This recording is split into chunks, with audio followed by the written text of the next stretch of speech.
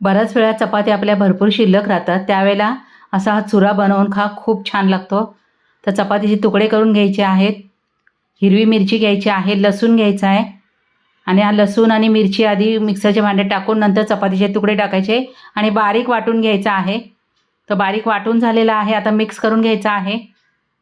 आता तेल गरम करून याच्यामध्ये फक्त जिरं आणि कढीपत्ता टाकायचं, दुसरं काहीच टाकायचं नाही. आणि लोखंडाच्या कढईत किंवा तव्यामध्ये बनवून बघा, खूप छान हा चुरा बनतो. आता कांदा चांगला आपल्याला मऊ होईपर्यंत परतून घ्यायचा आहे.